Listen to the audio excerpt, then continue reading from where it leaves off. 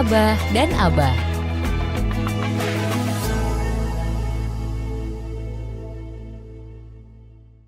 Bismillahirrahmanirrahim. Assalamualaikum warahmatullahi wabarakatuh. Sobat Vok dimanapun Anda berada, kembali Abah Ali dan Abah Jatmiko hadir di ruang dengar sahabat Vok sekalian. Tentunya di sore hari ini. Hari kedua Sobat Vok, puasa Ramadan yang kita lakukan ya. Insya Allah kemarin mulus ya. Mudah-mudahan hari ini sebentar lagi kita akan menikmati berbuka pada hari yang kedua. Seperti biasa, Abah nggak sendiri tentunya, ada Abah Jatmiko di sini. Assalamualaikum Abah Jatmiko. Waalaikumsalam warahmatullahi wabarakatuh. Hari kedua masih aman ya Abah ya? Aman. Ada cerita lucu nggak ini hari kedua? Nggak ada ya. Oke. Baik Sobat Vok, tentunya sebelumnya ya seperti biasa, mari kita selalu bersyukur ya. Karena dengan rasa syukur, insya Allah nikmat-nikmat berikutnya itu akan antri depan kita. Ya, selanjutnya sholawat serta salam tak lupa mari kita haturkan kepada junjungan Nabiullah kita Muhammad Sallallahu Alaihi Wasallam, pada keluarganya, sahabat-sahabatnya, dan mudah-mudahan di yaumul akhir nanti kita mendapat syafaat dari beliau. Sobat Vok, kita masih dalam satu tema ya pada hari ini, melanjutkan dari apa yang Abah sampaikan kemarin. Jadi hal-hal yang harus kita antisipasi atau kita hindari pada saat kita puasa bulan Ramadan khususnya. Lah, harapan kita, harapan Abah Jatmiko ini juga akan terjaga di hari-hari setelah Ramadan ya, agar apa? Agar ada pelajaran yang sangat berharga pada saat kita melaksanakan puasa Ramadan ya, agar dalam puasa Ramadan ganjaran atau pahala kita tidak sia-sia. Ya, kita tidak hanya mendapatkan rasa haus dan lapar. Itu yang selalu harus kita ingat, bahwa tujuan puasa kita tidak hanya menghindari makanan dan minuman. Nah, terlebih-lebih di antara kita ada yang tujuannya supaya berat badan turun ya. Itu efek saja ya. Utamanya kita supaya kita mendapat pahala dari Allah Subhanahu wa taala.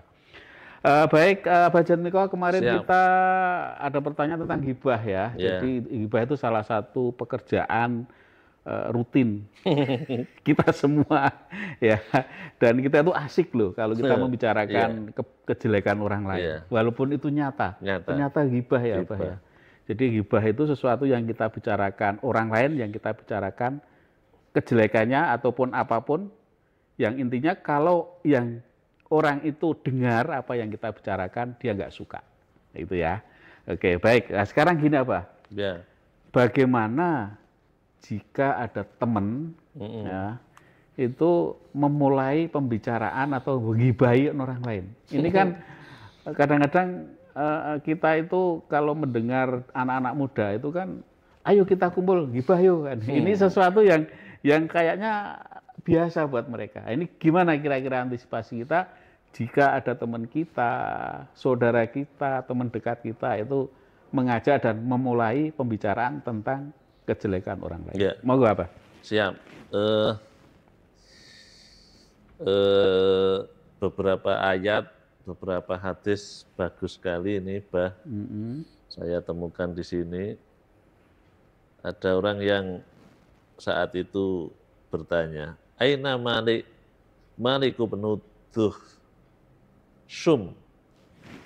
Aina Maliku penuduh sum ya. Sulit sekali nih bacaannya.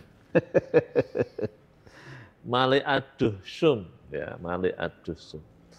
Malik bin Duhsum. Nama orang ya itu ya. Nama orang. Termasuk sesuatu lafaz yang sulit ini. Faqala rajulun, di manakah Malik bin Ad-Duhsum? Lantas ada orang yang berkata, kenapa kamu tanyakan dia? Dzalika munafikun la yuhibbullaha wa rasulah. Kenapa kau tanyakan dia? Padahal dia orang munafik yang tidak mencintai Allah dan tidak mencintai Rasulnya. Kemudian Rasulullah bersabda, la taqul dzalik. Jangan kamu berkata begitu, kata Nabi. apakah kamu tidak tahu bahwa dia telah mengucapkan la ilaha illallah, dan dengan ucapan itu dia mengharapkan keridhaan Allah Subhanahu wa Ta'ala. Jadi apa ada hadis lain, man rodda'an irdi akhihi, barang siapa yang mencegah kehormatan saudaranya, jadi mencegah kehormatan saudaranya dicemarkan, maka Allah akan mencegah api neraka menjilat wajahnya. Jadi begini, kalau ada orang hibah, bagaimana sikap kita kan begitu, Pak. Ini kata Nabi, kalau kamu bisa mencegah tidak ikut-ikutan hibah, ngomong yang lainnya, dari itu digiring ngomong ke lainnya, maka Allah juga akan mencegah api neraka yang akan menjilat wajahmu. Jadi karena itu ya kalau sudah orang Muslim ya sudah, kata Nabi kan, setiap orang itu kalau sudah mengatakan la ilaha illallah kan mengharapkan ridho Allah Subhanahu wa Ta'ala. Jangan-jangan dosa-dosanya sudah diampuni. Ngapain kamu mengatakan dia orang munafik? Iya, tapi kan mungkin saja Allah mengampuni dosa-dosanya. Justru orang-orang yang begitu haram kita itu menjatuhkan kehormatan orang lain. Nah, kemudian ada lagi nih, ketika beliau sedang duduk di tengah-tengah kaum muslim, beliau bersabda, apa yang dilakukan Ka'ab bin Malik?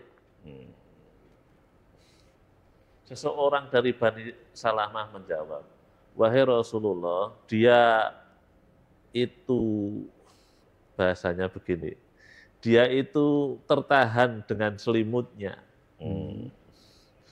Dan dia itu pekerjaannya hanya menanti panennya kebun kurmanya. Jadi dia orang males kok ditanyakan ya Rasulullah. Dia itu hanya orang-orang yang menanti-nanti saja orang-orang panen-panen kebunnya, enggak berbicara tentang yang lainnya. Maka Mu'adz bin Jabal menjawab kepada orang itu, bi'sa ma qulta, sungguh buruk apa yang kamu omongkan. Demi Allah wahai Rasulullah, kami tidak mengetahui tentang dia kecuali hanya kebaikan. Jadi ya sudahlah, nggak usah ngomong tentang orang lain, males orang lain ini dan lain sebagainya. Kami taunya hanya dia itu berbuat baik. Saya ingat ada seseorang yang lapor sama Rasulullah. Ya Rasulullah, ada seorang pemuda yang dia itu masih maksiat terus.